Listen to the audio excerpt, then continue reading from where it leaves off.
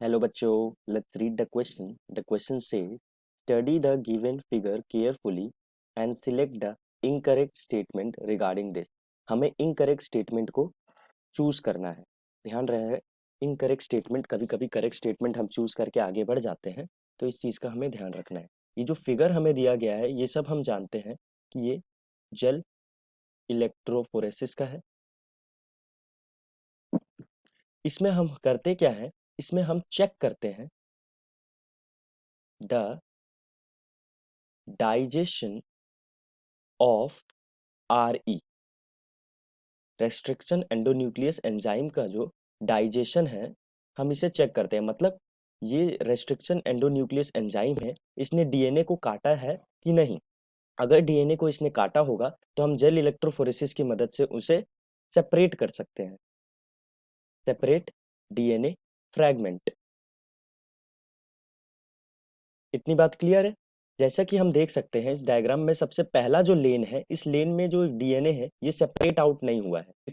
बाकी सब लेन में आप देख सकते हैं कि ये जो डीएनए है ये सेपरेट आउट हो चुके हैं. Is that clear to you? तो हम बता सकते हैं, पहला स्टेटमेंट रीड करते हैं. It represent a typical agarose gel electrophoresis. यहाँ तक तो बिल्कुल सही है. इन विच लेन वन कंटेन अनडाइजेस्टेड डीएनए.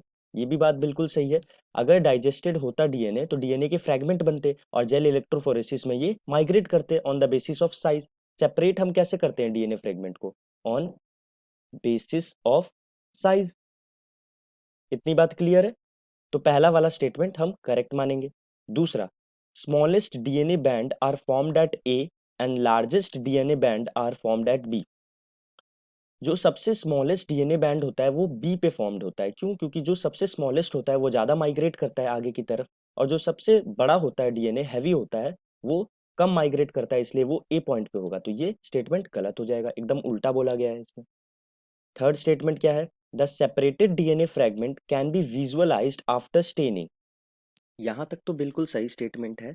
हम विजुअलाइज करते हैं आफ्टर स्टेनिंग. कौन से केमिकल के द्वारा? इथिडियम ब्रोमाइड के द्वारा. इथिडियम ब्रोमाइड से हम लोग विजुअलाइज करते हैं.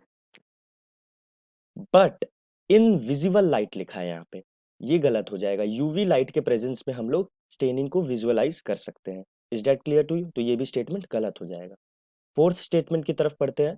The separated DNA band are cut out from the agarose gel and extracted from the gel piece. This step is known as elution. ये भी बिल्कुल सही है. तो हमें इनकरेक्ट स्टेटमेंट को चूज करना है, तो हमारा इनकरेक्ट स्टेटमेंट हो जाएगा 2 और 3. तो हमारा करेक्ट ऑप्शन हो जाएगा ऑप्शन नंबर बी.